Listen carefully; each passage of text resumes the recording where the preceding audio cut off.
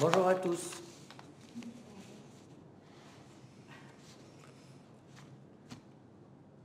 Alors, on va parler d'épidémiologie descriptive psychiatrique. Et le point de départ, c'est qui a cristallisé le départ, c'est un papier qui est sorti dans Journal of the American Academy of Child and Adolescent Psychiatry, qui est la revue de référence en psychiatrie de l'enfant et de l'adolescent. D'ailleurs, je crois que c'est le meilleur impact factor de toutes les revues de pédiatrie, des 120 revues de pédiatrie. Et alors, c'est le énième article qui parle des prévalences des troubles mentaux. Alors, c'est une très bonne revue, une très bonne étude, puisque c'est le National Comorbidity Survey Replication, donc une grande étude épidémiologique américaine, NCS, et des auteurs de grande qualité. Et alors, ils disent, voilà, la prévalence lifetime des troubles mentaux chez l'adolescent sont de 49,5%. Voilà, et c'est toujours comme ça, c'est-à-dire vous avez dû entendre à la télévision, la prévalence de la dépression est de 10% à un instant donné, vie entière 50%, etc. Et comme citoyen et comme clinicien, je ne peux pas croire un résultat comme ça. Je ne peux pas croire qu'un adolescent sur deux ait un trouble mental durant son adolescence, quoi. Alors, peut-être que j'ai tort de ressentir ça, hein, qu'on va essayer de voir.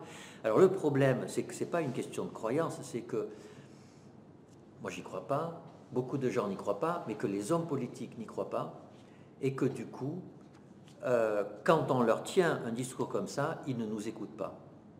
Et donc, du coup, eh bien, les politiques de santé mentale sont sous-financées par manque de confiance, de mon point de vue, hein, par manque de confiance par rapport aux données d'épidémiologie psychiatrique descriptive. Et en particulier en psychiatrie de l'enfant et de l'adolescent, mais pas seulement, même en psychiatrie adulte. Alors, ce que je vous propose, c'est de réfléchir en deux temps, de réfléchir dans un premier temps, d'aller vraiment en profondeur. Est-ce que ce serait la seule raison qui explique pourquoi les politiques sous-financent les soins en santé mentale par rapport aux autres soins? On va voir qu'en fait, il y a... D'abord, est-ce que c'est vrai qu'ils le sous-financent ou pas? Et puis, après, quelles peuvent être les raisons de ce sous-financement? Où se place l'épidémiologie là-dedans, à tort ou à raison? Et puis, à la fin de cette première partie, je ferai l'hypothèse qu'effectivement l'épidémiologie psychiatrique a tort et est construite sur de mauvaises bases. Et puis on verra pourquoi ces bases sont mauvaises et qu'est-ce qu'il faudrait faire pour qu'elles soient plus solides. Alors, première partie, d'abord, les pédopsychiatres disent que les soins en santé mentale de l'enfant et de l'adolescent sont sous-financés.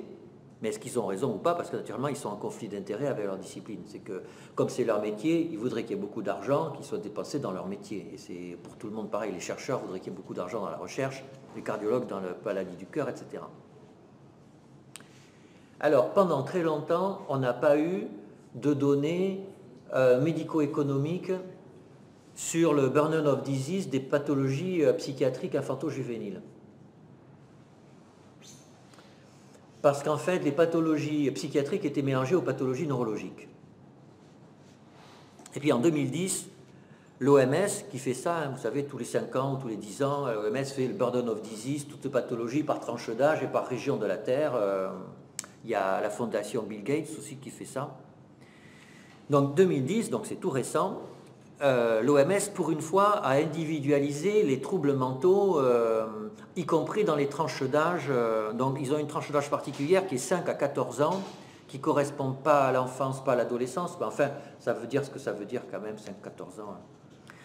Alors, au niveau de toute la planète, les troubles mentaux et comportementaux, c'est comme ça qu'ils les appellent, sont en 3e position. En première position, il y a les maladies infectieuses. En 2e position, les blessures involontaires, et en 3e position, les troubles mentaux. En quatrième position, il y a les problèmes de nutrition, après les problèmes respiratoires, après les problèmes neurologiques, après les problèmes immunologiques et endocriniens, après cardiovasculaires et après le cancer. Le cancer représentant moins du quart du fardeau des maladies psychiatriques. Alors, ces résultats ont été critiqués en termes méthodologiques parce que vous savez sûrement que beaucoup des problèmes de blessures involontaires peuvent être attribués à des problèmes psychiatriques. Par exemple, beaucoup d'accidents de la route peuvent être liés à des problèmes d'impulsivité. On peut critiquer, mais c'est la critique qui a été faite. Deuxième point, c'est que la méthodologie utilisée pour ça, c'est-à-dire calculer des DALI, Disability Adjusted Life Year, donc des années de vie perdues de bonne qualité, on ne fait les calculs que sur les répercussions à court terme. On ne fait pas le calcul donc, où les patients meurent, comme dans les maladies infectieuses. Et là, on a l'impact à long terme. Mais les pertes d'années de vie, alors que le patient est toujours vivant, mais que sa qualité de vie est amputée, en fait, on coupe sur le moyen terme parce qu'on manque de données de l'impact des maladies pédiatriques sur le handicap à long terme, en particulier dans les maladies psychiatriques. Donc on n'a pas... or, beaucoup de pathologies psychiatriques sont chroniques. L'autisme, la schizophrénie, même les troubles de l'humeur, l'hyperactivité et les troubles du comportement aussi, c'est chronique. Donc c'est une limitation. Une autre limitation, c'est que les DALI sont calculés, c'est l'impact direct sur le sujet, alors que beaucoup de pathologies psychiatriques, en fait, l'impact est au moins aussi important dans la famille que sur le sujet. Et que ça, aujourd'hui, les économistes ne tiennent pas. Alors vous me direz, dans le cancer, c'est pareil, il y a l'environnement qui souffre, etc., etc., c'est vrai. Bon. Alors, donc, les pédopsychiatres disent que c'est sous-estimé, mais entre nous, moi je pense que c'est surestimé aussi, parce que ces données sont basées sur les 50% dont j'ai parlé tout à l'heure, qui sont sûrement surestimés aussi. Bon. Alors ça, c'était planète entière, mais dans les pays occidentaux, les troubles mentaux sont au premier rang. Et au second rang, on a les maladies respiratoires qui ne représentent que la moitié du fardeau des maladies psychiatriques. Donc, bon, voilà, dont acte. Les DALI, entre 5 et 14 ans, sont dus en premier lieu aux problèmes mentaux et comportementaux, bien plus que les problèmes respiratoires et même neurologiques, qui représentent à peu près un quart du fardeau des maladies psychiatriques, entre 5 et 14 ans. Donc ça, c'est le fardeau. Alors après, normalement, on devrait dire est-ce qu'on dépense assez d'argent ou pas. Donc il faudrait savoir combien on dépense d'argent dans le domaine du soin de la santé mentale de l'enfant et de l'adolescent. Et là, on n'a pas de data pour ça. C'est l'OMS qui le reconnaît elle-même, en 2006. On ne sait pas pourquoi, vraisemblablement parce que les sources de financement, en fait, sont très multiples. C'est-à-dire, on a les sources... Vous voyez, il y a la prise en charge de la santé mentale, elle vient à la fois de budget de l'éducation nationale, du soin, du handicap, et qu'il est très difficile dans tous les pays de savoir quelles sont les sources de financement. Bon. Tout ça pour conclure à ce niveau que on ne sait pas trop si les problèmes de santé mentale sont sous-financés ou pas, mais c'est vraisemblable, c'est plausible, et on va en faire l'hypothèse. En tout cas, on peut constater que les données qu'on a pour l'étayer sont maigres. Donc faisons l'hypothèse que c'est le cas, et donc du coup, on est obligé de constater que les États sous-financent, et pourquoi? Pour quelles raisons? Alors pour quelles raisons? Moi je vois 3 raisons au sous-financement des troubles psychiatriques, chez l'enfant et l'adolescent en particulier, que je vais développer rapidement.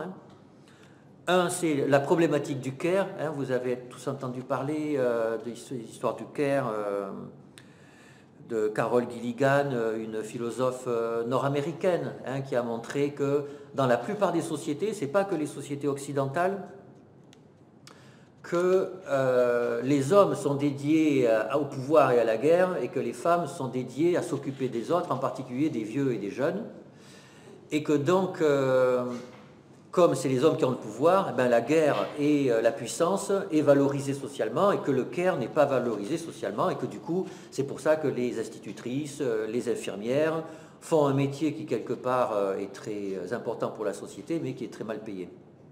Et que s'occuper de ses parents à domicile, c'est considéré comme étant normal et donc ça ne doit pas être rémunéré alors que ça participe au produit intérieur brut, etc. etc. Donc c'est elle qui est à l'origine de ça. Donc le curse of care. Le deuxième point, c'est l'ambivalence par rapport aux enfants et aux adolescents. Le troisième point, c'est l'antipsychiatrie. Alors le care, je vous en ai parlé. Alors pourquoi la psychiatrie, elle est particulièrement... et la psychiatrie de l'enfant et de l'adolescent est particulièrement sujette à la problématique du care? Parce que les soins sont très peu high-tech.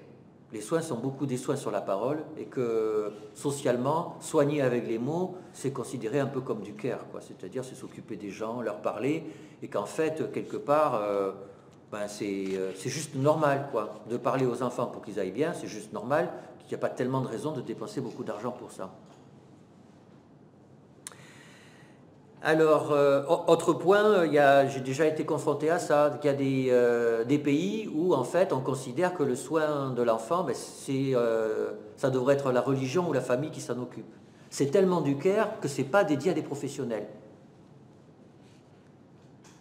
Voilà. Et puis, au contraire du care, il y a le fait que, d'ailleurs, ça a même été reconnu récemment par la ministre de la Santé, qu'en France, que c'est pareil dans beaucoup de pays occidentaux, on valorise les soins où il y a des hautes technologies. Et que d'ailleurs, les spécialités médicales qui gagnent le plus d'argent sont les spécialités médicales à haute valeur ajoutée technologique. Donc le curse of care. Deuxième point, l'ambivalence par rapport aux enfants et aux adolescents. On pourrait penser que le soin en psychiatrie de l'enfant et de l'adolescent est une priorité parce que ce sont des enfants et des adolescents et que tout le monde aime les enfants et les adolescents. Et en fait, c'est pas vrai. Donc c'est quelque chose qui est bien connu des psychologues, hein, c'est que bien sûr qu'on aime les enfants, mais ça a été décrit, on déteste les enfants aussi. Il suffit de s'asseoir dans un avion et quand il y a un bébé qui arrive dans le truc, tout le monde se demande si c'est à côté de soi que va s'asseoir le bébé. Et voilà, donc les psychanalystes ont écrit un très beau texte sur pourquoi les mères détestent leurs enfants. J'en ai un que je vous lis parce que c'est quand même très drôle et très vrai, surtout qu'il y a plein de jeunes mamans dans cette pièce. C'est un texte de Winnicott. L'enfant est un danger pour son corps pendant la grossesse et à la naissance. L'enfant représente une interférence dans sa vie privée, un défi à l'occupation intérieure. L'enfant blesse ses mamelons, même en tétant, car téter c'est mâcher. Il est cruel, la traite comme moins que rien. En domestique, s'engage, en esclave. Elle doit l'aimer, lui, ses excréments et tout. Il essaye de lui faire mal, il la mord de temps à autre, tout cela par amour. Il montre la désillusion qu'il ressent à son égard. Son amour brûlant est un amour de garde-manger, de sorte que lorsqu'il a ce qu'il veut, il la rejette comme une pelure d'orange. Il ne sait pas du tout ce qu'elle fait ou ce qu'elle sacrifie pour lui. Et surtout, il ne peut pas laisser place à la haine de sa mère. Il est soupçonneux, refuse sa bonne nourriture et la fait douter d'elle-même. Mais il mange bien avec sa tante. Après une matinée épouvantable avec lui, elle sort et il sourit à un étranger qui dit « comme il est gentil ». C'est adorable, mais c'est complètement vrai. Donc, en fait, il y a une ambivalence de la société par rapport aux tout-petits. Et par rapport aux adolescents, c'est pire. Hein. En fait, les gens n'aiment pas les adolescents. Pour plein de raisons, en particulier parce qu'ils sont sexuellement attirants et que les adultes sont jaloux de ce qu'ils étaient avant. Tout ça a été écrit. Donc, on n'aime pas... Enfin, inconsciemment, les gens n'aiment pas les enfants, les adolescents. Et donc, finalement, investir beaucoup là-dedans, c'est pas si sûr. Surtout qu'un jour, les jeunes prendront votre place. Et donc, du coup... payer pour qu'ils soient encore plus forts, finalement, c'est pas forcément un bon plan. Alors, c'est encore plus vrai en psychiatrie de l'enfant ou de l'adolescent, parce que ces pathologies ne suscitent pas d'empathie. Si vous mettez des autistes sur un plateau de télévision, ça ne va pas marcher comme au Téléthon. C'est l'automutilation et tout ça, ça fait peur, quoi. Pareil pour l'anorexie mentale, ça ne suscite pas du tout d'empathie. Voilà. Alors, après, le troisième point, c'est le mouvement antipsychiatrique, qui est toujours présent. C'est vraiment marquant. Moi, j'ai encore entendu une émission il n'y a pas longtemps, à la radio, sur psychanalyse et psychiatrie et tout ça. Et il y avait un très cher collègue de Marseille, psychanalyste. Non, c'était Roland Gori, qui a quand même un discours un peu antipsychiatrique. Hein. Gentiment, mais enfin un petit peu quand même. Donc et c'est alors, bon, je veux dire, entre la psychanalyse et la psychiatrie, c'est une vieille histoire, mais dans la société, il y a des gens qui pensent qu'en fait, s'il n'y avait pas de psychiatre, il n'y aurait pas de troubles mentaux. Et alors ça se voit par exemple hein, il y a des gens qui considèrent que l'hyperactivité de l'enfant n'existe pas, que c'est les psychiatres qu'on a créés. Ce qui est d'ailleurs pas... qui est une vraie question, hein. C'est une vraie question, mais c'est une question justement, c'est pas, la réponse n'est pas si simple que ça. Que un enfant ne peut pas avoir de troubles psychiatriques parce qu'un enfant c'est pur. Un enfant n'est pas soumis au dur poids de l'existence et de la réalité névrosante, et donc ils ne peuvent pas avoir de problème psychiatrique. Ça, c'est quelque chose qu'on voit beaucoup en consultation. Il y en a qui considèrent aussi que c'est la fatalité, qu'un trouble psychiatrique chez un enfant, mais de toute façon, c'est comme ça, on ne peut rien y faire. Donc, du coup, ça ne sert à rien de le soigner. Donc, ça, c'était les résistances qu'il y a à l'égard de la pédopsychiatrie. Et du coup, il y a eu des réactions de la communauté. Et ces réactions, l'épidémiologie en a fait partie. Mais plus généralement, et à juste titre, hein, comment on a réagi face à cette stigmatisation du soin de l'enfant et de l'adolescent en psychiatrie avec de la science. Donc, on a dit l'histoire de Kerr, parler, c'est juste du baratin. Non, il y a eu des essais randomisés, de la recherche clinique pour montrer que le soin par la parole, c'est pas juste du baratin, ça marche par rapport à des groupes contrôle, que certains marchent mieux que d'autres dans telle ou telle pathologie, enfin comme on fait avec les médicaments, quoi. Donc premier point. Deuxième point, c'est que c'est technique. En fait, un soin psychothérapeutique, il faut une formation, ça prend du temps, et qu'on peut même montrer que le niveau de formation est lié à l'efficacité. Donc c'est pas justement, c'est plus compliqué que ce qu'on pourrait passer par rapport au CARE. Deuxième point, l'ambivalence par rapport aux enfants et aux adolescents. Alors, on peut utiliser l'épidémiologie pour contrer ça. Par exemple, hein, le standard mortality ratio dans l'anorexie mentale, c'est le même que dans la maladie de Hodgkin, qui est une leucémie. Donc, quand on dit anorexie mentale à des politiques, ils voient des mannequins chez Lagerfeld. C'est vrai que c'est pas très beau, mais c'est pas forcément un problème. Quand on dit non, le pronostic vital, c'est la maladie de Hodgkin, ça marque. Ça marque, ça a un impact. Pour le mouvement antipsychiatrique, il y a eu les neurosciences.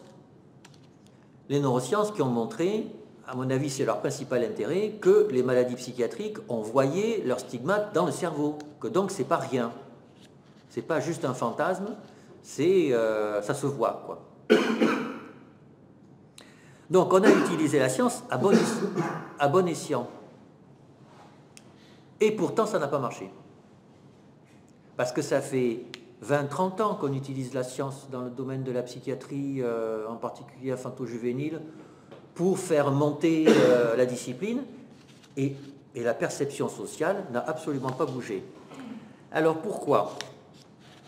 Alors ça c'est une hypothèse, il y a des papiers écrits dessus, mais c'est une hypothèse. L'hypothèse, c'est que nous sommes toujours mal vus. Alors nous sommes vus comme, surtout, alors moins en France, mais à l'étranger c'est sûr, comme des médecins au sang-froid, qui ont perdu leur empathie. Les psychiatres. Les psychiatres. Que nous sommes vus comme des gens prétentieux. Et que nous sommes même vus comme des gens dangereux.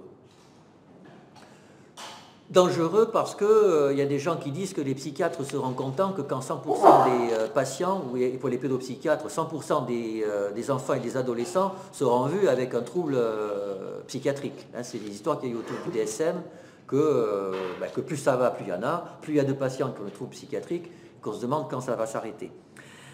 Alors, le problème, c'est que ces critiques sont en partie fondées.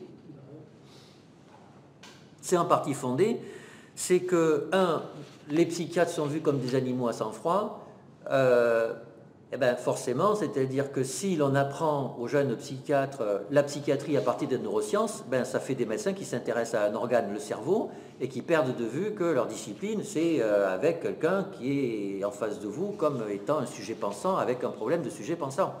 Et il y a un peu de vrai autour de ça, hein. Il y a un petit peu de vrai autour de ça. D'ailleurs, il y a eu des études intéressantes, hein, sur les impacts de la biologisation de la psychiatrie sur la déstigmatisation des troubles mentaux qui en fait ne marche pas. C'est-à-dire rendre un trouble mental biologique ne conduit pas à le déstigmatiser, contrairement à ce qu'on aurait pu penser au début. Donc oui, on est vu comme des médecins au sang-froid. Alors, on est prétentieux, ben alors, pas tous, mais oui, c'est-à-dire quand vous voyez des neuroscientifiques, des psychiatres neuroscientifiques qui font de la recherche sur le sujet pensant et qui arrivent avec leur blouse blanche en disant « nous avons trouvé ce que c'est que le fonctionnement psychique de l'être humain avec la science, avec un grand S », ben les gens se rebellent, quoi. Parce qu'ils disent de quel droit? De quel droit? Eux, ils disent qu'ils ont trouvé la vérité de ce que c'est que la pensée, qui est quand même... bon, alors on peut discuter, peut-être qu'ils ont trouvé la vérité de la pensée, mais bon, quand même, hein, quand même. Entre nous, quand ils parlent de la pensée, pas grand monde ne s'y reconnaissent. Donc s'ils avaient trouvé la vérité, ça serait quand même un peu étonnant. Mais enfin, en tout cas, c'est ce que les gens ressentent. Ils ressentent de la prétention, c'est-à-dire, nous avons découvert ce que c'était que le sujet pensant. Alors dangereux, ben dangereux, c'est un peu vrai, puisque quand on entend que 50% des adolescents ont eu ou auront un problème psychiatrique, et que 22%, alors on pourrait dire oui, mais problème psychiatrique, c'est pas forcément grave, etc. Non, dans le même papier, 22% des adolescents ont eu ou auront un trouble psychiatrique sévère. Sévère. Pour moi, un trouble psychiatrique sévère, c'est une schizophrénie, un accès mélancolique, jamais 20% enfin, c'est incompréhensible. C'est incompréhensible. Alors, on va voir. Justement, on va voir. Et avec quelle définition? Ah ben, on va voir. Justement, c'est l'objet du topo. C'est l'objet du topo puisque, en fait, ça va être les critères d'inclusion, enfin, la mesure du phénomène épidémiologique. Hein. C'est ça toute la question. Alors, bon, ben, rentrons directement dans cette question. Alors, de mon point de vue, le problème est que l'épidémiologie psychiatrique s'est bâtie sur une équation qui est fausse. Et cette équation, c'est que un patient psychiatrique est égal à une personne avec une maladie psychiatrique qui est égale à une personne avec un problème de santé mentale.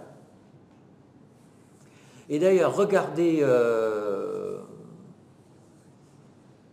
même la première égalité. Un patient psychiatrique, bah, c'est quelqu'un qui a une maladie psychiatrique. Enfin, on a envie quand même de le dire. Hein. Et puis, regardez, on ne parle plus de maladie psychiatrique, hein, on parle de mental disorders. Donc, ce n'est pas des diseases, c'est des disorders. Et puis, c'est pas psychiatrique, c'est mental. Donc, vous voyez, il y a un amalgame. Alors puisque j'ai vu des signes de la tête qui acquiesçaient quand je dis ben, un patient psychiatrique, c'est une personne avec une maladie psychiatrique. On a envie de prendre ça de but en blanc. Alors, et bien sûr, c'est ce que fait quelque part l'épidémiologie psychiatrique. Alors, rentrons dans le détail, définissons les termes. Hein. Qu'est-ce que c'est un patient psychiatrique? Puisque si on veut opérationnaliser un critère d'inclusion dans une étude épidémiologique, il faut bien avoir une définition de ce qu'on va chercher. Donc, est-ce qu'on cherche des patients, des maladies, des troubles? Et du coup, si on les cherche, il faut les définir. Alors, définition, donc un patient psychiatrique. Premier point, toujours intéressant, moi, dans les cours que je fais à la faculté de médecine, ou aux étudiants en soins infirmiers, je pose toujours la question, quand on définit des critères d'inclusion, quelle est la définition d'un patient en médecine? Eh bien, il y a un silence. Il y a un silence. Donc, quelle est la définition d'un patient? Et même demander à des collègues, finalement, quelle est la définition d'un patient, eh bien, c'est pas... On est tellement obnubilé par les maladies, alors on sent bien, tout de suite, on a envie de dire, c'est quelqu'un qui a une maladie. Et puis on se dit, ah, mais quand même, il y a le maladie imaginaire, il y a, etc. Enfin, c'est quand même pas si simple que ça, mais alors du coup. Alors bon, en France, pardon. Voilà, en France, on revient à Canguilhem, qui a construit, dans ce philosophe du milieu du XXe siècle, qui a construit la pensée philosophique médicale. Hein. C'est le patient est défini par la plainte. Donc le patient, c'est celui qui sonne à la porte du médecin. Ce qui est très économique et très puissant, c'est que du coup, c'est pas la maladie. Et c'est pas la souffrance en tant que telle, parce que dans la vie, je me donne un coup de marteau sur la main, je vais avoir mal, mais je ne vais pas forcément aller voir un médecin. Donc j'ai mal, je souffre, mais je sais que ça va passer, que c'est la vie, quoi. Et en psychiatrie, on a ça, quoi. On a des moments. Alors on va voir tout à l'heure le problème du deuil. On a un deuil, on souffre. Il y a des moments qui durent longtemps. Oui. Mais on va voir ça tout à l'heure. Mais socialement, hein, quelqu'un a un deuil d'un proche, d'un très proche, le niveau de souffrance peut être extraordinaire, et pourtant, dans la grande majorité des cas, on ne va pas forcément consulter. Parce qu'on considère qu'il n'y a pas de demande d'aide peut-être des proches, mais pas d'un professionnel de santé. Donc c'est ça, la position de Canguilhem, elle est très forte, c'est il sonne à la porte du médecin, c'est-à-dire la demande. Alors bon, il y a des gens qui disent... donc, du coup, si on traduit en psychiatrie, ça serait un patient psychiatrique, c'est un sujet qui demande de l'aide en lien avec une souffrance en rapport avec son psychisme ou son comportement. Mais il y a des gens qui disent, ah oui, mais en psychiatrie, les gens peuvent être dans le déni, ne pas voir qu'ils souffrent, et donc du coup, c'est plus compliqué. Alors, c'est vrai, un peu, parce qu'en fait, en cancérologie, dans plein de pathologies, il y a des dénis aussi. Et la plupart des patients psychiatriques ne sont pas dans le déni de leurs troubles. Ils savent qu'ils souffrent et ils le savent et on peut en parler. Alors, donc, mais c'est vrai qu'et puis en plus, vous le savez, c'est dans la loi. C'est-à-dire que, et on y reviendra, ce n'est pas un détail, les psychiatres sont... La psychiatrie, c'est la seule spécialité médicale où on peut contraindre quelqu'un à se soigner contre son gré. Donc c'est bien qu'on reconnaît quelque part que la plainte du patient n'est pas condition nécessaire et suffisante. Alors bien sûr, en psychiatrie pour enfants et adolescents, c'est encore plus compliqué parce que à ma consultation, je demande toujours, après 5 minutes d'entretien, pourquoi les enfants ou les adolescents viennent, et plus d'une fois sur deux, ils disent qu'ils ne savent pas.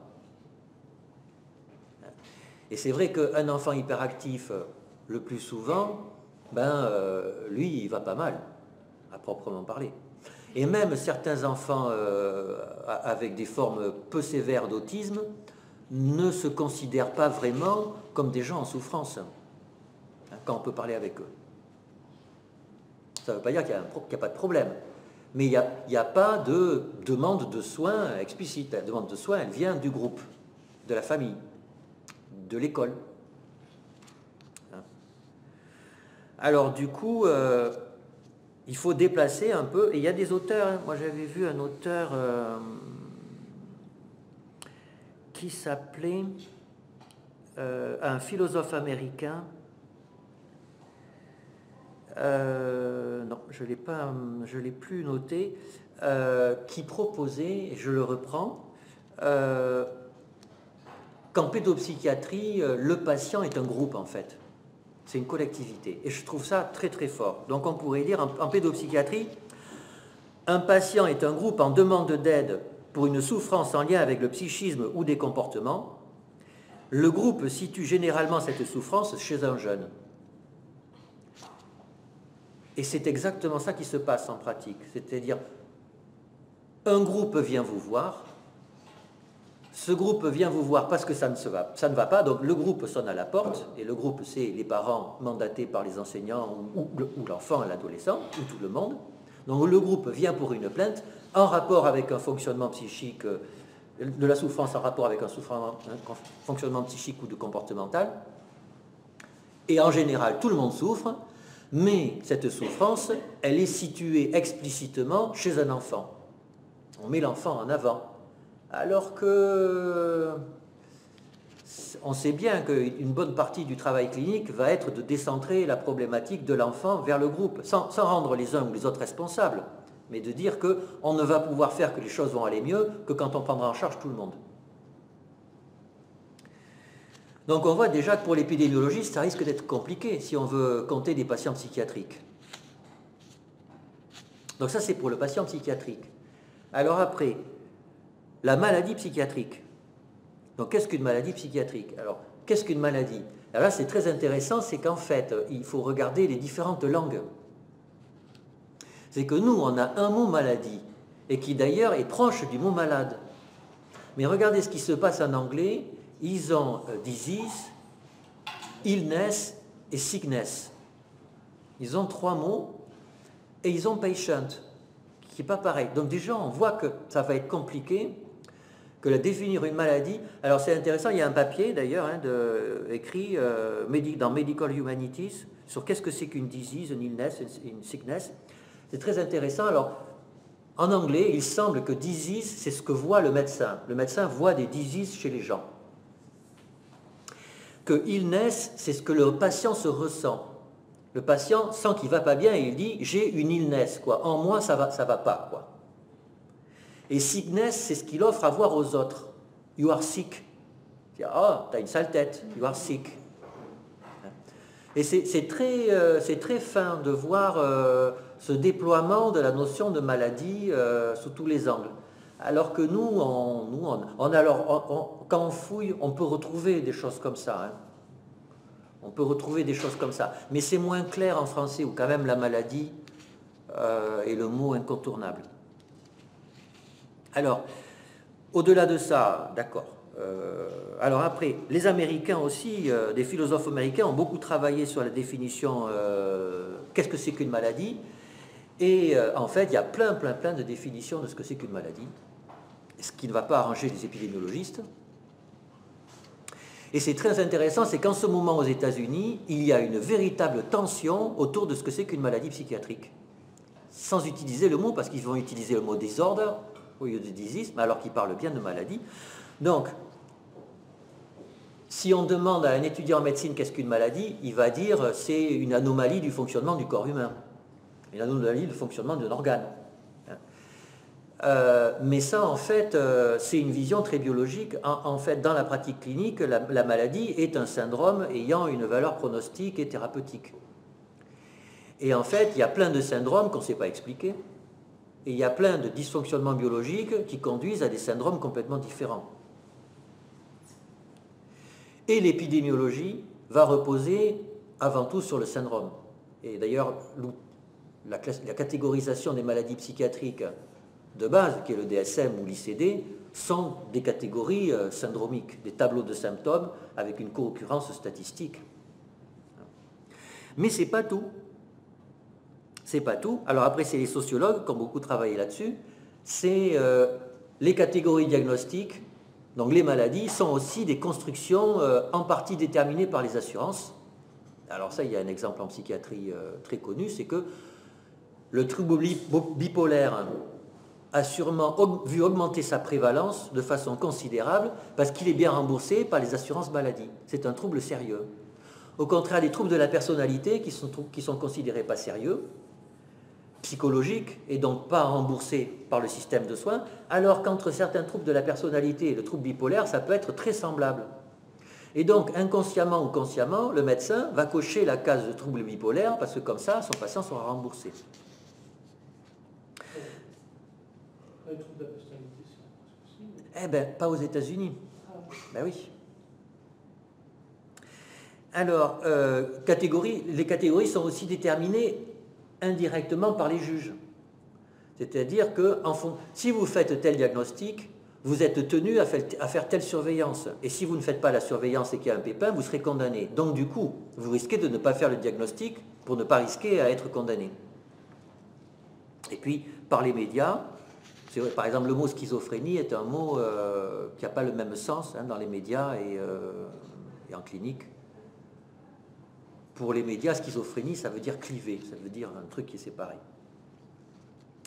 Et puis donc les sociologistes, ce sont les sociologues, les sociologistes, comment on dit? Les sociologues, oui. Les sociologues se sont eux aussi appropriés des pathologies psychiatriques avec historiquement le bouquin d'Ehrenberg sur la fatigue d'être soi. Donc il définit la dépression comme la fatigue d'être soi. Et on voit carrément, c'est par rapport au besoin d'être quelqu'un dans nos sociétés. On doit être quelqu'un pour réussir dans sa vie, et sa fatigue de devoir être quelqu'un, par moments on n'y arrive pas, on s'épuise, on est déprimé. C'est une vision sociologisante de la dépression qui avait beaucoup choqué les collègues psychiatres quand le livre est sorti. Alors, que penser de tout ça? Moi, de mon point de vue, un diagnostic psychiatrique, enfin, quand je fais un diagnostic psychiatrique, je me mets exactement dans la position, au fil du temps, que celle qu'aurait un extraterrestre s'il était téléporté brutalement dans un musée d'art du XXe siècle.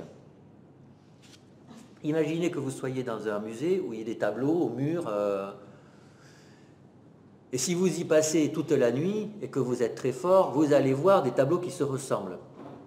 Il y a les cubistes, les impressionnistes, les surréalistes, et vous allez voir qui se ressemblent. Et c'est exactement en fait ce que font les cliniques. D'ailleurs, on parle de tableaux cliniques. On voit des communautés de présentation. Et puis, alors après, en fait, tout est beaucoup plus compliqué. C'est qu'à l'intérieur des cubistes, on va voir des tableaux qui se ressemblent davantage. Il y a Picasso, il y a etc. Mais Picasso, alors, on va voir que chez les surréalistes, en fait, il y a des tableaux qui ressemblent à ceux des cubistes, parce que Picasso a peint des tableaux surréalistes et des tableaux cubistes. Et donc c'est ça qu'on appelle transnosographie, pathologie, on va dire, ah oui, l'alexithymie, l'impulsivité, c'est transnosographique. C'est-à-dire, on va dire, Picasso, il a été dans plusieurs courants.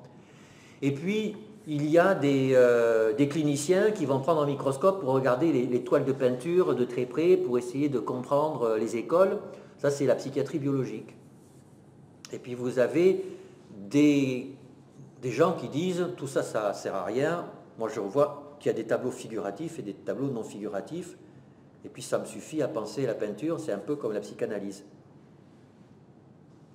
Mais, vous voyez, au bout du compte, quand on se demande, mais alors, qu'est-ce qu'une maladie? Est-ce que c'est réel? Est-ce qu'elles existent vraiment? Est-ce qu'elles sont que des constructions? Vous voyez, est-ce que les cubistes, ils existent vraiment? Est-ce que Picasso, il existe vraiment? Oui, il existe vraiment, mais en fait, il n'a pas toujours été le même peintre. Donc, est-ce qu'on peut dire que c'est vraiment une seule et même personne, etc., etc., etc. Donc, c'est une question sans fin.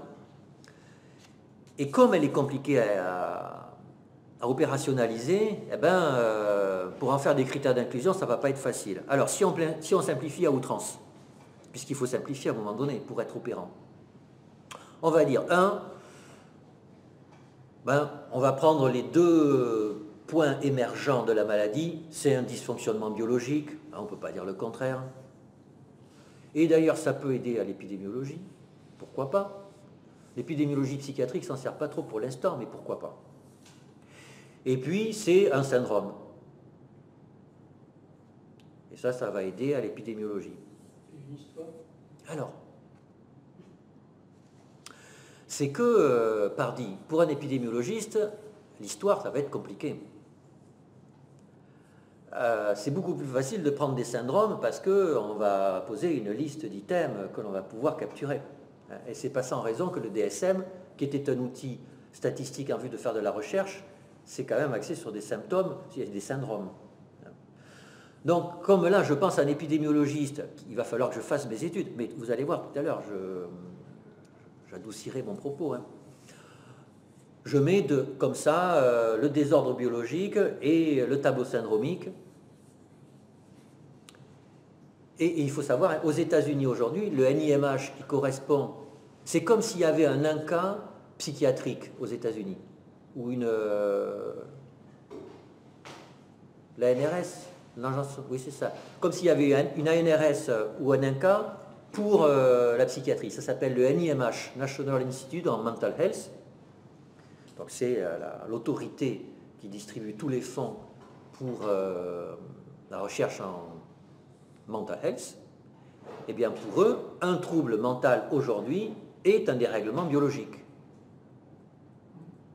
Et ils étaient anti-DSM-5 quand le DSM-5 est sorti, parce que le DSM-5 est syndromique, et que pour eux c'est médiéval. C'est-à-dire s'intéresser à des symptômes, c'est le passé de la psychiatrie. Le futur de la psychiatrie doit être dans la biologie. Donc vous voyez,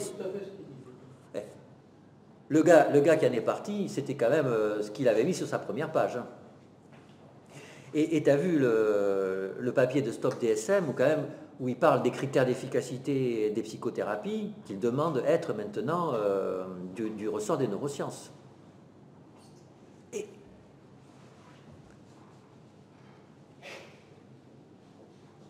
Donc, bon, on regarde de loin, hein, mais en tout cas, pour un épidémiologiste, ça va être difficile. Hein. S'il faut forcément des neurosciences pour calculer les prévalences de troubles psychiatriques, ça va être difficile. Alors, est-ce que c'est suffisant? Non, c'est pas suffisant, parce que, en fait, tout syndrome ou tout dérèglement biologique n'est pas une maladie. Si vous êtes enrhumé, vous avez un problème biologique, c'est un virus, voilà, et vous avez un syndrome, hein, le nez bouché, les yeux qui coulent, etc., vous toussez, mais est-ce que chaque fois que vous êtes enrhumé, vous dites que vous avez une maladie? Alors peut-être que oui. Peut-être que oui, mais je ne pense pas, parce que parfois, vous ne vous rendez même pas compte que vous êtes enrhumé. C'est-à-dire oui, que c'est comme une rhinite allergique, hein. C'est une maladie aussi, hein. Il y a un mécanisme physiologique immuno-allergique, hein, et il y a un tableau clinique. Et par moment, au printemps, vous toussez, vous dites, ah tiens, ah ouais, ça doit être le printemps, voilà, ça doit être, ouais, c'est parce qu'en fait on tousse, voilà, on tousse, et c'est un symptôme de tousser. Mais on n'a pas de maladie pour autant. C'est pareil, vous avez une verrue, une petite verrue de 2 mm de diamètre sur une main, c'est une tumeur, due à un virus. Donc on pourrait dire que c'est une maladie biologique. Et il y a un syndrome, hein, c'est une tumeur qu'on peut toucher, qui est rugueuse et tout ça. Est-ce qu'on a une maladie quand on a une verrue de 2 mm de diamètre sur la main, quoi? Non, c'est embêtant, enfin. Alors peut-être que c'est une maladie, peut-être, mais à ce moment-là, c'est-à-dire à ce moment-là, on a des maladies en permanence, et on en a plein. Hein. Pour l'arthrose du genou, par exemple, hein, on a montré qu'après 40 ans, plus de 30% de la population a des signes radiologiques et sémiologiques d'arthrose du genou. Et à ce moment-là, on arrive à une société où il y a des maladies partout, quoi. Alors peut-être qu'il y a des maladies partout, mais c'est un peu gênant le jour où il faut des priorités de santé, où il faut parler. S'il y a des maladies partout, alors il n'y a plus de ministère de la Santé. C'est un ministère du tout, quoi. Alors, on le sait bien, les épidémiologistes psychiatriques ont eu conscience de ça très tôt. Et dans leurs instruments, il y a certes les items du DSM, c'est-à-dire le tableau syndromique, mais il y a en plus l'éternelle question, est-ce que la pathologie a un impact sur le patient? Et c'est s'il y a un impact suffisant qu'on dit qu'il y a la maladie. Mais le problème, c'est que cet item d'impact du syndrome sur le patient n'a jamais marché. C'est très difficile de mesurer l'impact d'un trouble chez quelqu'un. Pourquoi? Parce que ça va dépendre de son thermomètre interne, ce qu'il est censé faire. Hein, c'est-à-dire qu'on a en consultation des gens qui amènent des enfants et qui disent si, il lui faudrait de la Ritaline parce qu'il a un déficit de l'attention, parce qu'il n'a que 13 à l'école sur 20, alors que je suis sûr qu'il peut avoir 15. Vous voyez, pour ses parents, il y a un impairment, il y a un handicap qu'il faut gérer. Alors que pour d'autres, il n'y a aucun problème, au contraire, l'enfant marche bien. Donc, à partir de quand est-ce que le problème d'altération du fonctionnement, il est intrinsèque ou extrinsèque? Et puis même, parfois, on a d'authentiques maladies psychiatriques graves où il n'y a aucun impact. L'anorexie mentale, par exemple, il peut y avoir des anorexies mentales sévères sans impact sur le fonctionnement. Personnel. Personnel, bien sûr. Pas familial. Absolument. Sans impact fonctionnel. Personnel. Et d'ailleurs, c'est intéressant ce que tu dis, c'est que les outils d'épidémiologie psychiatrique, quasiment toujours, quand ils s'intéressent à l'impact personnel. Alors, a contrario, donc, il n'est pas nécessaire l'impairment et il n'est pas suffisant, et là je reprends la question du deuil. Hein, le deuil, il y a un syndrome qui ressemble beaucoup à un syndrome dépressif. Il y a une altération du fonctionnement, il y a de la souffrance, et pourtant ce n'est pas un diagnostic psychiatrique, jusqu'au DSM-5. Jusqu'au DSM-5, et là ça a fait l'objet d'un grand débat aux États-Unis, entre Américains, hein, avec Wakefield, qui a beaucoup milité pour que le deuil reste en dehors du champ de la psychiatrie, et à côté avec des études cliniques qui ont montré que des deuils compliqués, en fait, avaient un niveau de souffrance aussi important qu'un état dépressif sévère et qui répondait aux antidépresseurs, comme les dépressions, et que donc il n'y avait pas de raison de ne pas les mettre dans le DSM. Mais en tout cas, donc, on ne va pas trancher, mais ce qui est intéressant, c'est qu'il y a eu une interrogation sociétale autour de le deuil doit-il être un diagnostic psychiatrique? Alors, bon. Les gens qui font le DSM, ce sont des experts, c'est-à-dire des cliniciens, des hospitalo-universitaires, psychiatres. Qui voient des patients, ah ben alors c'est toujours le problème de la définition de l'expert, quoi. Le problème de la définition de l'expert. Mais il faut... je crois que même au sein des gens qui ont fait le DSM, il y a eu des tensions, hein. Il y a eu des tensions entre eux sur ces questions. Moi, je pense qu'ils voient des patients, parce que je vois par exemple, moi, je me suis intéressé à la nouvelle définition de l'autisme. Je pense qu'elle, donc, qui est devenue extensive hein, maintenant, on parle de trouble du spectre autistique très large, le syndrome d'Asperger ayant disparu. Donc c'est vraiment un changement, et je pense qu'il obéit à une logique clinico-biologique, enfin que c'est très réfléchi, autant en termes cliniques que scientifiques, mais je pense qu'ils ont vraiment une carence de réflexion sociologique. Ils ne se rendent pas compte de l'impact sociétal que peuvent avoir leurs décisions. Mais j'y viens. J'y viens.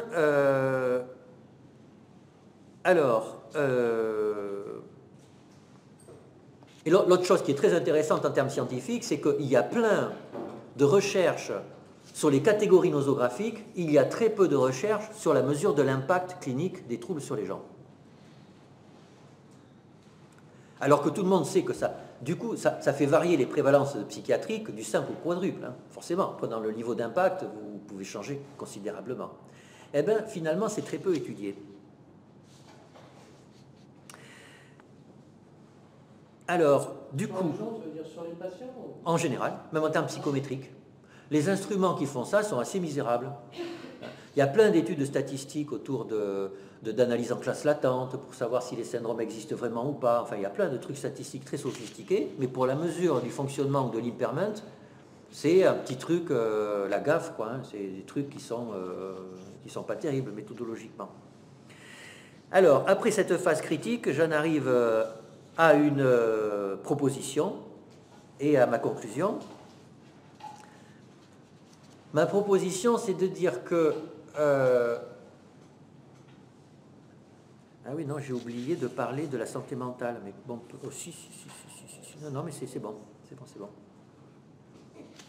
C'est que pour moi, il y a maladie quand il y a une rupture phénoménologique. Ça veut dire quoi? Donc, phénoménologie au sens de la phénoménologie continentale, c'est-à-dire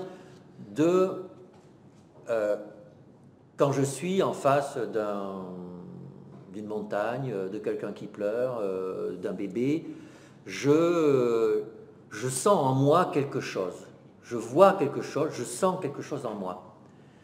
C'est beau, c'est touchant, c'est quelque chose. Voilà, c'est un positionnement qui est assez à l'opposé de la psychologie cognitive. La psychologie cognitive considère que l'être humain traite de l'information, c'est-à-dire qu'il existe une réalité qui est perçue par nos sens et que nous analysons.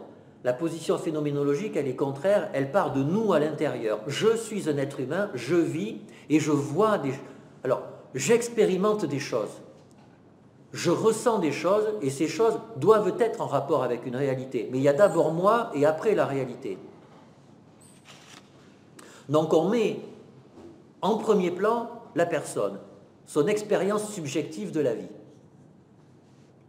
Et bien sûr, c'est très clinique, hein, ce qu'on vit dans un entretien clinique, c'est ça. On est en face de quelqu'un et on expérimente ce qu'il est.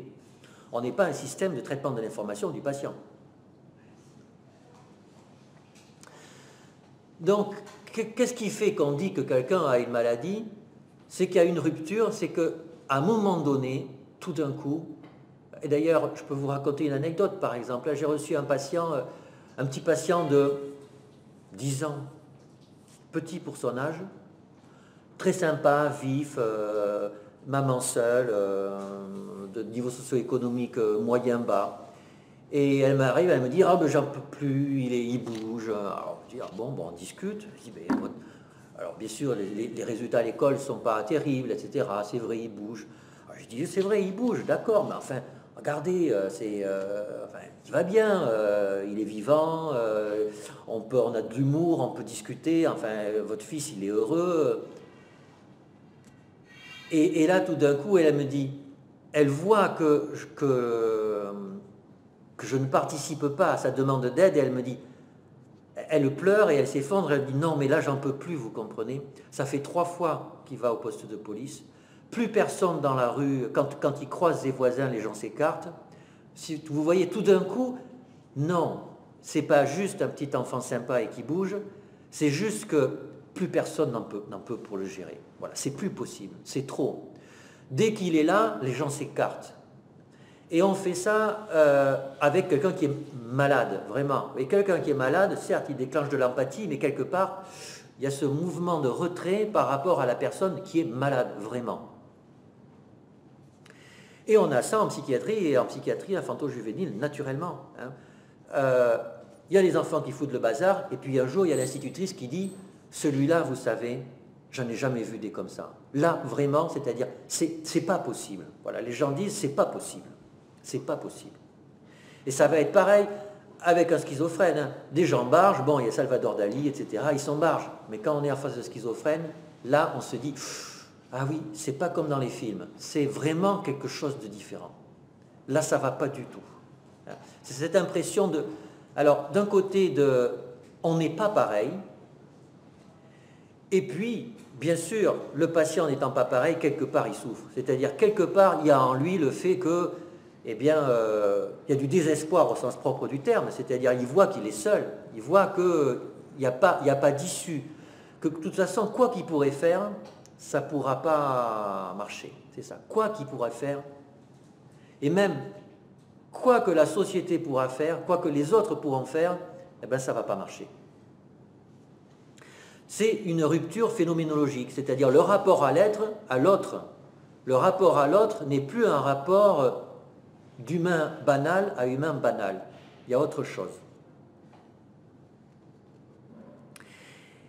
Et d'ailleurs, c'est ce qui fait sûrement que les psychiatres sont des médecins. C'est que quand on est en présence d'un patient psychiatrique au sens propre du terme, regardez ce qui se passe dans les sociétés où il est considéré comme étant envoûté, c'est-à-dire le fait qu'il ne soit pas normal, c'est qu'il est envoûté, ou alors c'est que c'est son corps qui déconne. C'est-à-dire que c'est pas juste l'esprit, c'est médical. Et j'ai trouvé un vieux texte d'un médecin romain, donc 5e siècle après Jésus-Christ, qui déjà avait pointé ça. Il dit... Ceux qui parlent, alors c'était pour la manie. Bon, alors ils appelaient ça mania. La mania, c'est pas notre manie à nous, mais c'est pas si différent que ça non plus. Ceux qui pensent que la manie est avant tout une maladie de l'âme et secondairement de l'esprit se trompent parce qu'aucun philosophe n'a jamais traité cette maladie. C'est-à-dire qu'il c'était quand même une époque où la psychothérapie, c'est-à-dire la philosophie, c'était quelque chose de très important. Et la médecine, globalement, les médicaments, ça marchait pas trop. Hein. Et bien, même à cette époque, quand il voyait un patient maniaque, il disait, c'est pas pour le philosophe, ça, c'est pas pour le philosophe, c'est trop, on ne peut pas y accéder. Et donc, mon postulat, c'est que on a des tableaux cliniques, et qu'en fait, ces tableaux cliniques relèvent de la santé mentale, ou ce que vous voulez, donc on va voir dans 30 secondes ce que ça veut dire, ça ne veut pas dire grand-chose. mais que ça relève de phénotypes, de façon d'être, et qu'à un moment donné, il y a une rupture phénoménologique dans ce qu'est le sujet, et à ce moment-là, vous avez une maladie psychiatrique. Et que bien entendu, le rôle de l'épidémiologie psychiatrique, ça va être de trouver la limite entre les deux. Et quand on va compter, il va falloir faire attention à compter ce qui relève de la psychiatrie, de ce qui relève qui n'est pas de la psychiatrie. Alors juste, oui, j'ai parlé de santé mentale, donc il y a eu ce truc, cette opposition là entre psychiatrie et autre chose, donc elle est subentrante dans le... Et à l'OMS, ils ont développé la notion de santé mentale en grande partie en opposition à la psychiatrie. Mais alors, c'est là qu'on voit qu'ils sont mal à l'aise, c'est quand ils essaient de définir la santé mentale. Hein, on définit la santé mentale comme un état de bien-être qui permet à chacun de réaliser son potentiel, de faire face aux difficultés normales de la vie, de travailler avec succès et de manière productive et d'être en mesure d'apporter une contribution à la communauté. Pourquoi pas? Mais alors, un, ça n'a rien à voir avec la psychiatrie, mais rien du tout, rien du tout. Et puis deux, quand même, ça repose sur plein d'a priori sur ce que devrait être un être humain. De manière productive, il doit apporter une contribution à la communauté. C'est quand même, c'est hyper, pourquoi pas, mais c'est hyper normatif. Hein. Alors, j'en arrive à la conclusion. La conclusion, c'est que toute personne dans sa vie, et même régulièrement, expérimente des problèmes avec son psychisme. C'est que de la même façon, on se donne un coup de marteau sur le doigt, ben, ce qui nous est arrivé il y a 10 jours, c'est quand même exactement ça.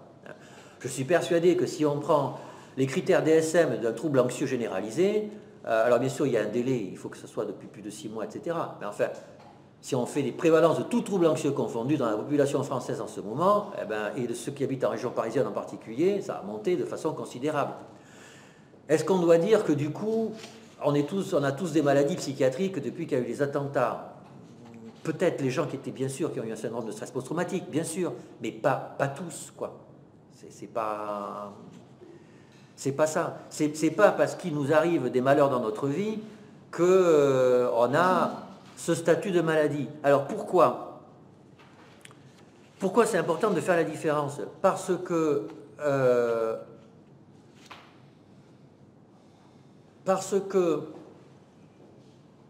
quand même, dans l'intimité de chacun, tout le monde se demande un jour ou l'autre si, compte tenu du fait que par moments ça ne va pas, est-ce qu'il est vraiment bien ou pas bien dans sa tête? Et il y a une expérience très fréquente chez les jeunes psychiatres, quand ils rentrent pour la première fois dans un hôpital psychiatrique, ben, quelque part on ne se sent pas à l'aise le jour où on franchit la porte. Et on se demande si quelque part ils ne vont pas nous garder. Alors on ne se le dit pas comme ça. Mais il y a un peu ça, si vous voulez, c'est après tout, pourquoi je sortirais moi et pourquoi eux ils ne peuvent pas sortir, quoi. Vous voyez, il y a cette espèce de truc, après tout, ça se voit où, quoi, où on peut voir la différence.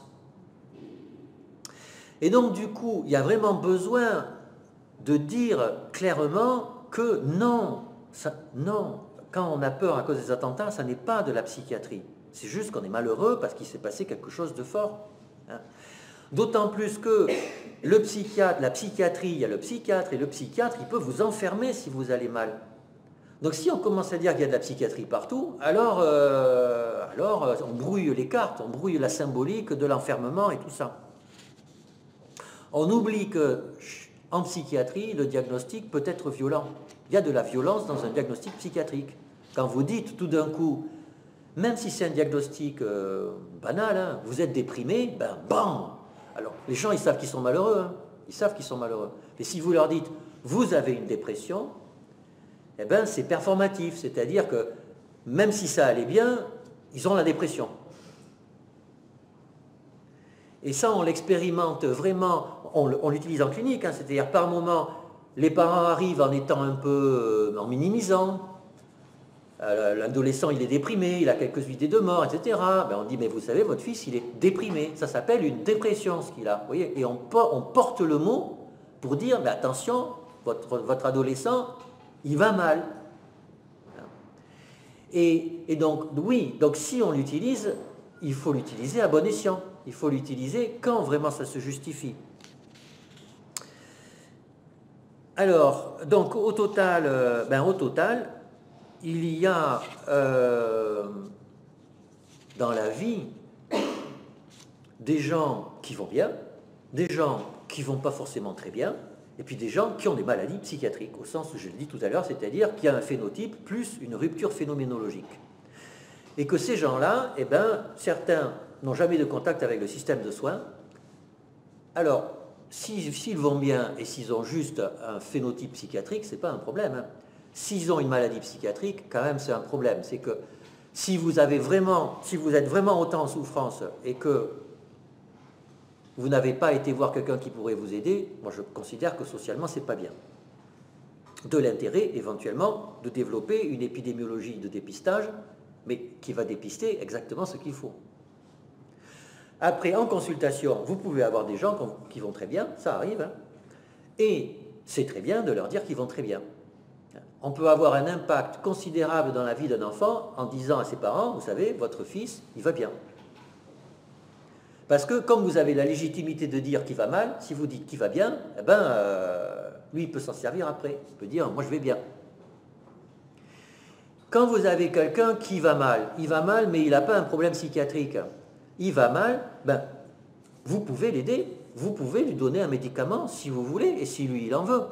Mais, plutôt j'ai dit un médicament, mais justement, pour moi, ce n'est pas un médicament. C'est ce qu'on appelle des lifestyle drugs, c'est-à-dire vous pouvez donner une substance chimique à quelqu'un qui n'a pas de maladie psychiatrique, pourquoi pas, de toute façon, le soir il prend du whisky ou du vin, c'est une substance psychotrope, et puis sans ordonnance, et puis voilà, hein, et puis il y a des effets indésirables. Hein. Donc oui, alors au lieu de prendre du whisky et tron, il peut prendre du afloxétine, pourquoi pas, moi ça ne me dérange pas, mais il n'y a pas de statut supérieur de l'un par rapport à l'autre. Quelqu'un qui va mal parce que parce qu'il a un peu de mal à prendre une parole en public, mais bon, il vit comme ça. Hein. Bon, ben voilà, il a des éléments de phobie sociale. Il a un phénotype de type timidité excessive ou phobie sociale subsyndromique, c'est-à-dire il n'a pas de maladie qui correspond à cette rupture phénoménologique dont je parlais. Quelqu'un qui est comme ça, ben, il peut boire un coup avant de parler, c'est pas forcément efficace, mais ça le regarde. Il peut faire de la relaxation. Il peut prendre quelques séances de thérapie cognitivo-comportementale et il peut prendre de la fluoxétine. Ça ne me dérange pas. Mais il ne faut pas considérer qu'il prend de la fluoxétine pour soigner un trouble psychiatrique. C'est pour gérer ses problèmes. Et puis vous avez des gens qui ont une maladie psychiatrique et là, quand vous les soignez, vous utilisez un médicament. Et parfois même, vous pouvez leur dire, vous savez, vous hésitez, d'ailleurs on le fait, je vous demande de ne pas hésiter. Je vous demande de ne pas hésiter, vous devez prendre ce médicament, on dit aux parents, vous savez, là, ne pas soigner votre enfant, vous le mettez en danger, vous le mettez en danger. Et là, on peut se permettre de le dire, parce qu'on a une légitimité sociale à dire ça, parce que le psychiatre est formé pour ça et la société attend ça de lui. Alors, ça c'est clinique, mais quels sont les impacts en termes de recherche clinique et épidémiologique ? Eh bien, c'est qu'il faut séparer dans les études ce qui est du dépistage d'un mal-être, de l'évaluation d'un mal-être, de ce qui est de l'évaluation d'une maladie psychiatrique qui correspond à cette rupture phénoménologique. Pour l'évaluation des soins, parce que par exemple pour les antidépresseurs, je suis persuadé que leur efficacité n'a rien à voir, selon que vous traitez des gens qui ont une maladie psychiatrique authentique, de ceux qui ont juste un problème lié à la gestion de leurs émotions. Et il y a des datas déjà qui disent ça. Il y a des datas qui disent ça, et on serait beaucoup plus à l'aise avec l'efficacité des antidépresseurs si on avait fait plutôt cette différence. Premier point. Deuxième point, pour l'épidémiologie, eh bien, il faut mettre ça aussi dans les études pour dire aux politiques, ben non, il n'y a pas 50% d'adolescents qui vont avoir un problème psychiatrique. Non. Il y en a, de mon point de vue, 10%. Voilà, 10% des adolescents vont avoir un problème psychiatrique, entre 5 et 10%. Et puis 40% vont avoir des problèmes potentiellement difficiles à vivre durant leur adolescence. Et peut-être qu'ils devront être accompagnés, et peut-être même qu'un psychiatre pourra les voir. Mais ça ne sera pas de la psychiatrie au sens propre du terme. Et dans ces cas-là, le psychiatre n'aura pas plus de légitimité que un psychologue qu'un enseignant et même que n'importe qui. N'importe qui. Et pourquoi pas un religieux? Et pourquoi pas un religieux? Pourquoi pas un religieux?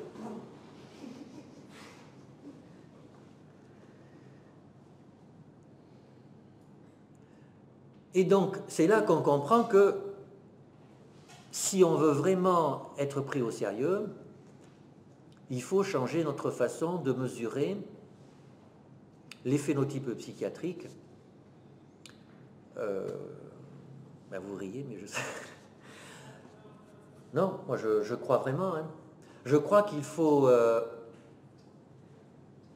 Mais d'ailleurs, ce n'est pas forcément propre à la psychiatrie. Hein. C'est pareil. Pour le diabète de type 2, eh ben, il faut accepter que quand c'est une forme débutante, qu'après tout, un antidiabétique oral, il faut le dire, que ça ne marche pas mieux que le sport, que ça marche... Alors, on va dire, ah, mais oui, mais le sport, ça ne marche pas, ils n'en font pas. Ah, mais oui, mais le régime, ils n'en font pas parce qu'ils n'aiment pas ça. Ben oui, mais sauf que peut-être qu'on n'a pas mis en œuvre tout ce qu'il fallait pour trouver les gens qu'il fallait, pour faire qu'on mette en œuvre le régime et qu'on fasse du sport. C'est-à-dire que le jour où on dira « Ah, vous avez une hémoglobine ou une glycémie à jeun qui est un peu embêtante », bon, pour l'instant, ça va, mais moi je vous dis, moi médecin, je vous dis que si vous continuez comme ça va mal se passer. Je peux vous aider là-dedans, mais vous pouvez aussi aller voir d'autres personnes qui vont vous aider, éventuellement, et on pourra se revoir de temps en temps et voir comment ça évolue. Mais de mon point de vue, quelqu'un qui a un diabète de type 2 qui vient juste d'arriver n'est pas quelqu'un qui a une maladie. Ce n'est pas quelqu'un qui a une maladie, parce que d'ailleurs, c'est complètement lié à son mode de vie. Il suffit de changer son mode de vie et ça va bouger. Il est encore dans la possibilité de s'adapter par rapport à son environnement et le problème de santé peut régresser. Dans ces cas-là, pour moi, ça ne relève pas de la médecine avec un grand M. Alors, c'est pas pour ça que le médecin n'a pas son rôle à jouer là-dedans. Mais il n'a pas plus son rôle à jouer que les autres. Et il y a plein d'autres aussi. L'arthrose du genou, le début d'arthrose du genou, c'est pareil. Il y a plein de pathologies qui relèvent de ça. Et en psychiatrie, on a les nôtres. Et c'est juste qu'il faut l'assumer. Et quand tu dis qu'il peut régresser, est-ce que ça suppose que pour toi, les maladies psychiatriques ne peuvent pas régresser? Si, bien sûr. D'accord, parce que... Bien sûr, bien sûr. Mais la plupart vont régresser. Non, la plupart des... tous les troubles anxio-dépressifs peuvent régresser. Tu vois, bien sûr, si je parle de tout ça, c'est en pensant aussi aux soins non conventionnels sur lesquels on travaille. Hein. C'est qu'il y a plein de pathologies anxieuses à bas bruit qui peuvent régresser avec des soins non psychiatriques, hein. Bien sûr. Et la rupture phénoménologique, est-ce que c'est vraiment une rupture au sens d'une cassure claire ou est-ce qu'on n'a pas quand même Non. Justement, ça, pour moi c'est fondamental, si tu veux. Il y a vraiment, et c'est vraiment quelque chose qu'on expérimente, si tu veux. Et tu vois, dans ce que je décrivais avec ce patient, c'était exactement ça. Ou alors, si tu veux, ce qu'on voit avec un patient schizophrène qui n'est pas diagnostiqué. Tu vois, on t'amène un jeune, oui, alors il va plus à l'école, ça fait 6 mois, et puis il est bizarre, il met toutes ses chaussures en rang sur le lit, et puis il ferme ses volets. Bon, d'accord, bon, il a un TOC, ou je sais pas quoi, ou il fume du cannabis, ou... donc on discute, il est comme ça, renfrogné, il veut pas parler, tout ça. Et puis tout d'un coup, on voit. Et au moment où on voit, on se dit, ah, oui. Non, effectivement. Et les parents, s'ils sont venus, c'est qu'ils ont senti aussi... Non, il y a vraiment ce quelque chose qui fait que... il n'est pas... Alors, on va dire c'est de la psychose, donc il n'est pas dans la même réalité, j'ai senti ça, d'accord. Mais quelqu'un qui est déprimé, c'est pareil. Un adolescent déprimé, on a des adolescents qui sont malheureux. Mais un adolescent qui pense à se jeter par la fenêtre et qui le dit, etc., ça fait tout d'un coup, on a en face de soi quelqu'un qui n'est pas un adolescent malheureux. C'est pas ça. C'est que vraiment, il est... Et d'ailleurs, les parents ne peuvent plus, quoi. Ne peuvent plus... c'est trop fort pour eux. Ils peuvent plus... être à côté. Mais alors pourquoi, si la rupture était si nette que ça, pourquoi est-ce que les jeunes internes, par exemple, etc., qui font leur premier stage dans les services de psychiatrie, rapportent ces expériences de je ne comprends pas finalement, est-ce que c'est pas moi s'ils ont ces expériences de se demander un peu pourquoi, est-ce que c'est justifié, est-ce qu'ils sont vraiment malades, est-ce que ça serait pas à moi d'être là, est-ce que c'est pas parce que cette rupture n'est pas si évidente? Alors, d'abord, il y a un petit travail à faire pour la repérer. C'est qu'elle existe, mais on se défend de la voir aussi, si tu veux. C'est dur à vivre pour celui qui est en face. Donc on peut ne pas le voir. Puis quand je dis il pense à se suicider, il faut lui demander quand même, tu vois, c'est que c'est pas aussi. Il y a quand même une nécessité phénoménologique. C'est-à-dire pour accéder à cette rupture phénoménologique, il faut se mettre dans un état où on accepte de partager quelque chose avec celui qu'on a en face de soi, suffisamment pour pouvoir expérimenter cette rupture. Hervé. Ouais. Et puis je suis plutôt d'accord avec toi, mais il y a un petit truc qui me gêne. Je ne sais pas si je vais réussir à le formaliser. Tu dis il y a une rupture phénoménologique. Ok. Donc, dans l'interaction sociale. Non, si c'est phénoménologique, c'est pas trop social. C'est que tu dis, en gros, à un moment donné, il y a une rupture. Il y a une rupture phénoménologique, c'est-à-dire l'expérience vécue par le sujet fait que tout d'un coup, il se sent différent de celui qui est en face de lui, et que moi, je le reçois, et moi, qui suis en face de lui, je le vis aussi. Donc c'est pas la société, c'est l'autre. Non, mais social, je dis interaction sociale. Mais c'est l'autre, oui, voilà. Oui, C'est pas le social, c'est l'autre.